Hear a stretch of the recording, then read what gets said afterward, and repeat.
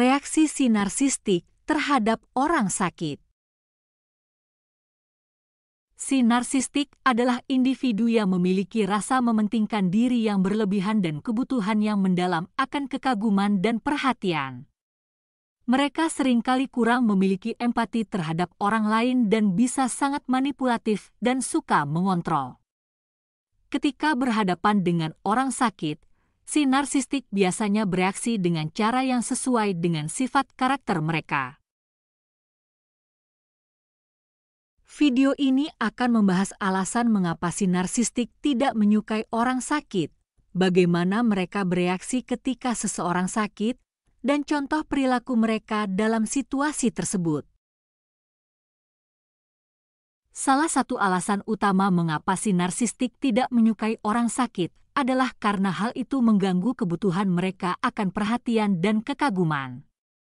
Mereka senang menjadi pusat perhatian dan menerima validasi terus-menerus dari orang-orang di sekitar mereka. Ketika seseorang sakit, fokus semua orang secara alami beralih ke orang yang tidak sehat, mengalihkan perhatian dari si narsistik.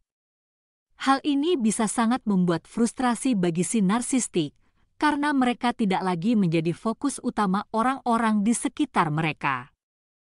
Kebutuhan mereka untuk terus dikagumi dan diperhatikan tidak terpenuhi, yang dapat menyebabkan mereka menjadi mudah tersinggung dan kesal.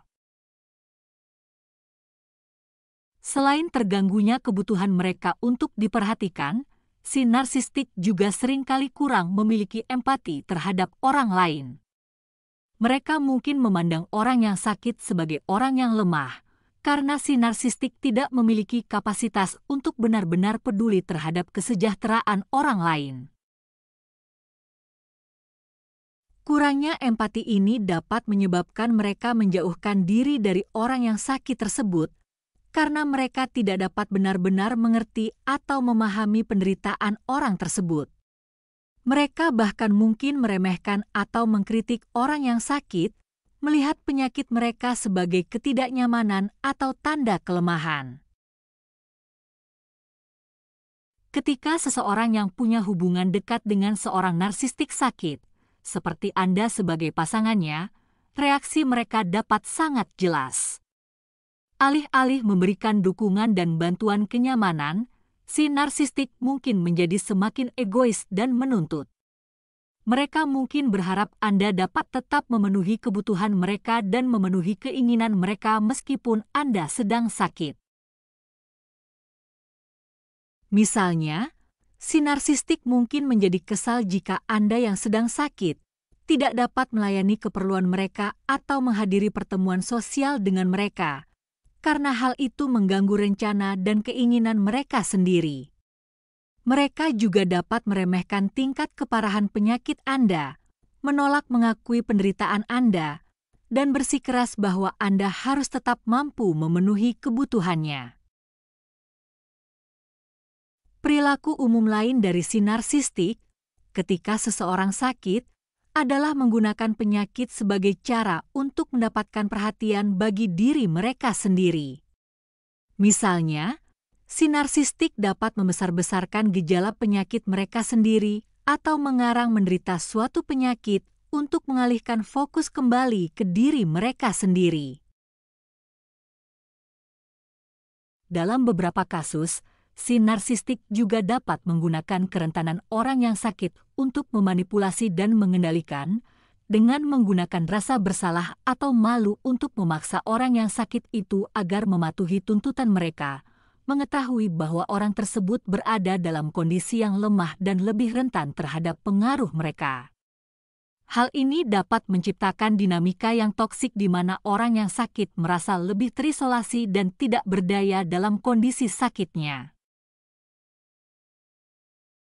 Secara umum, si narsistik tidak suka berurusan dengan orang yang sakit karena hal itu mengganggu kebutuhan mereka akan perhatian dan kekaguman serta menantang kurangnya empati mereka terhadap orang lain. Mereka mungkin menjadi semakin egois dan menuntut, menggunakan penyakit sebagai cara untuk mendapatkan perhatian bagi diri mereka sendiri atau memanipulasi dan mengendalikan orang yang sakit. Perilaku ini dapat menciptakan lingkungan yang toksik dan tidak mendukung bagi orang yang sakit, yang selanjutnya lebih memperburuk penderitaan mereka. Si narsistik juga menggunakan penyakit lain untuk berperan sebagai martir. Ini berarti mereka dapat membuat seakan-akan mereka juga sakit yang lebih parah untuk mendapatkan simpati dan perhatian dari orang lain. Dengan menggambarkan diri mereka sebagai pengasuh orang sakit, sekalipun sedang menderita sakit, mereka dapat memanipulasi orang-orang di sekitar mereka untuk menghujani mereka dengan pujian dan perhatian, yang selanjutnya memperkuat rasa penting diri mereka. Perilaku ini dapat sangat merusak, karena tidak hanya mengalihkan perhatian dan sumber daya dari orang yang benar-benar sakit, tetapi juga mengabadikan kebutuhan si narsistik untuk terus-menerus dikagumi dan divalidasi.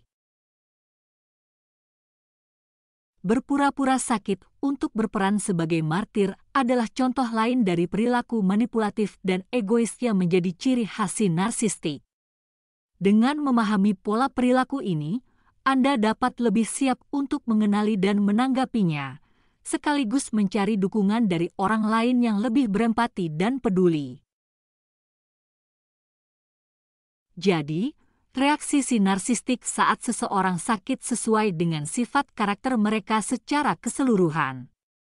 Mereka cenderung menjadi lebih mementingkan diri sendiri, menuntut, dan manipulatif saat fokus beralih dari mereka ke orang yang sakit. Hal ini dapat menciptakan lingkungan yang cukup sulit dan tidak mendukung bagi orang yang sakit dan memperburuk penderitaan mereka. Memahami alasan mengapa si narsistik tidak menyukai orang sakit dapat membantu Anda mengenali dan mengatasi perilaku ini saat muncul dan mencari dukungan dari orang lain yang lebih berempati dan peduli.